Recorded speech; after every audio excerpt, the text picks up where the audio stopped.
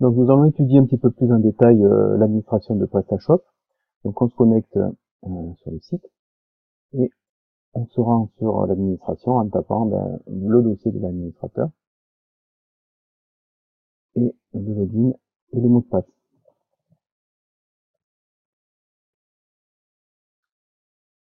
Voilà, donc nous n'allons pas voir en détail l'ensemble des catégories du menu, ce serait beaucoup trop long, simplement les plus importantes, notamment au niveau du catalogue. Alors, on va s'arrêter sur les produits. C'est l'endroit où on va donc enregistrer et rajouter des produits qui vont être sur le site de e-commerce. Pour rajouter un produit, rien de bien compliqué, on fait simplement rajouter un produit. Et on a ici tout un menu. On va pas le voir en entier non plus. On va pouvoir rajouter des images, mettre les quantités qui y a en stock, les conditions de livraison, le prix. On rentre une première information sur ce produit.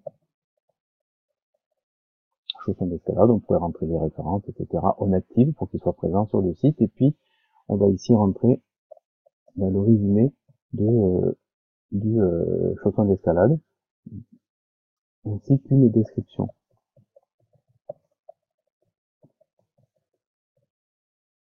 Il pourrait y avoir bien sûr un argumentaire rédigé par les élèves. Et on enregistre. Donc on vient de créer ce produit, et qui se retrouve dans la liste des produits. Et puis à chaque fois qu'on va vouloir le modifier, on va cliquer sur modifier. Et puis par exemple, rajouter le prix ou modifier le prix, si tel est le cas, d'achat, on va pouvoir faire des statistiques, le prix de vente. On pourrait afficher ici un bandeau promo sur le produit. Et c'est un petit peu, bon voilà, et à chaque fois qu'on est dans une catégorie, là, il va falloir enregistrer. Donc là, j'ai modifié le prix, donc j'enregistre. Pour que ce soit un petit peu plus réaliste, on pourrait rajouter une image. Donc on va dans l'image, puis je vais ajouter les fichiers. Donc je vais rajouter une image.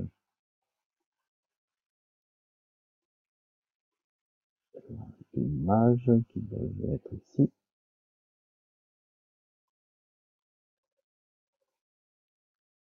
On va rajouter l'image de ce chausson. Je télécharge l'image vers le serveur et on enregistre.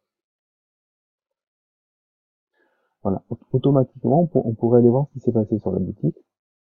Si on ouvre un nouvel onglet, si je viens sur la boutique ici, ce chausson, étant donné que c'est le dernier produit que je viens d'installer, il est sur la page d'accueil avec un bandeau promo. J'ai coché le bandeau promo et la nouveauté qui vont rester nouveaux pendant 12 jours. On peut tout ça aussi bien sûr le modifier. Voilà donc pour le produit. Un autre élément important de ce menu, c'est le menu catégorie.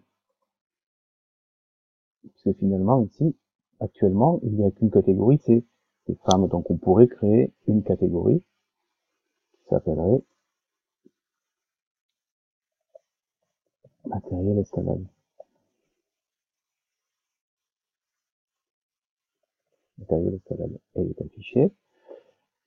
En cliquant ici sur ce petit bouton, on va déplier toutes les catégories qui existent dans le site. Donc, ou bien je décide que ce matériel d'escalade, c'est une catégorie à part, ou bien c'est une catégorie que je vais faire entrer dans femmes et dans robes. Si moi je veux que ce soit une catégorie à part, je ne mets pas de catégorie parente, je laisse cette catégorie sur l'accueil.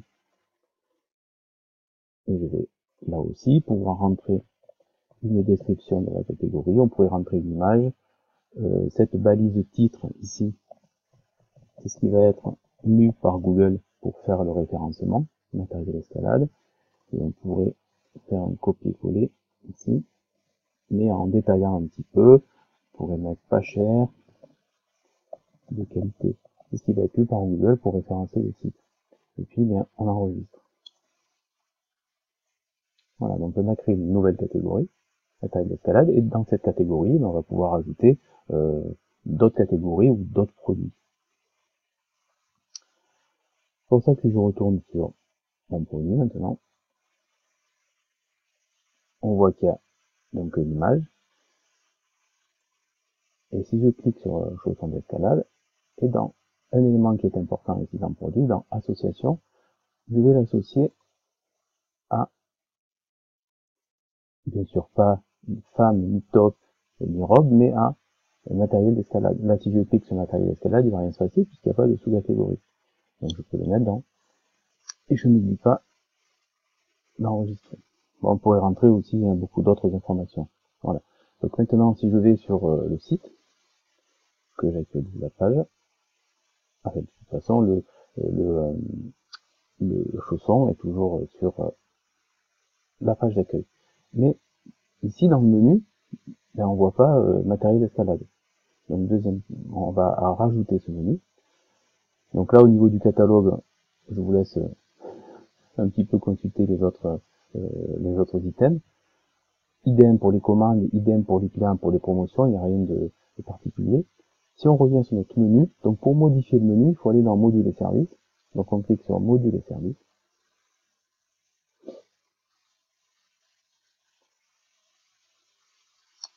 Et ce menu, la Modules et services, est vraiment important puisqu'il va permettre d'activer des services proposés par PrestaShop. Alors certains de ces services sont gratuits, d'autres sont payants.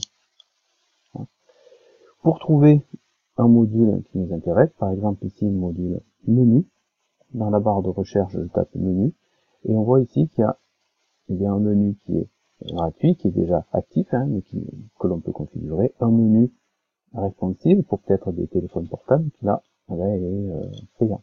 Ici le menu haut horizontal, c'est ce menu-là en fait. Ce menu haut horizontal, je peux le configurer. C'est-à-dire je peux rajouter ce que je veux dans le menu. Pour le moment, dans ce menu, il y a femme, robe, t-shirt. C'est bien ce qu'on trouve ici, femme, robe, t-shirt.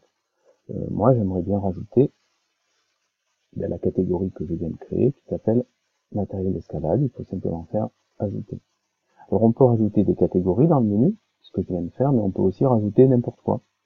Par exemple, on voudrait pouvoir rajouter dans ce menu les mentions légales ou les conditions d'utilisation du site. Si je clique sur mention légale, et si j'ajoute, et n'oublie pas d'enregistrer. Quand je vais aller sur le site internet, si j'actualise la page, une fois que la page est actualisée, on a ici matériel d'escalade, mention légale. Si je clique sur matériel d'escalade, normalement, eh bien, il y a notre chausson qui est ici. Voilà. Et on a aussi mention légale, si on voulait. On peut mettre n'importe quoi dans le menu en passant par module et services, configurer menu horizontal. Menu horizontal. Si on regarde un petit peu les autres services qu'il y a sur ces modules, donc ce sont vraiment en fait, c'est comme ça que PrestaShop en fait fonctionne et gagne de l'argent, c'est-à-dire il vend des services, mais certains sont gratuits à installer. Par exemple, si on est sur les paiements, si on clique sur paiement, bon, bien sûr il faut être connecté à Internet, puisque certains modules ont été téléchargés d'Internet. Sur le paiement, si on regarde en haut de la page, il y a des petits messages d'avertissement qui nous dit que pour le virement bancaire, le titulaire du compte n'a pas été configuré. D'accord ? À chaque fois qu'un module est installé, on peut le configurer ici, ou sinon, si on veut un paiement via banque postale, via banque populaire, on va acheter le module. On peut, ceci dit, faire installer aux élèves des modules qui ne sont pas payants, par exemple PayPal. On va pouvoir le configurer. Voilà.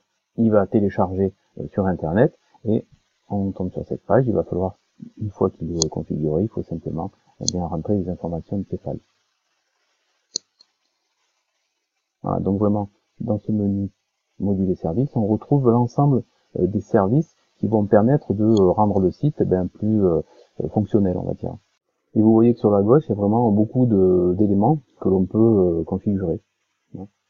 Donc cela va de différents diaporamas, en passant par les paiements ou le référencement SEO. À chaque fois qu'on est sur des items, par exemple le paiement, eh bien on va pouvoir configurer les éléments qui sont déjà installés, par exemple les chèques. Si je configure le paiement par chèque, il va falloir que je rentre ici les coordonnées. Voilà. Si je veux mettre sur PrestaShop eh bien, un module de paiement via une banque, eh bien, il va falloir que je l'achète.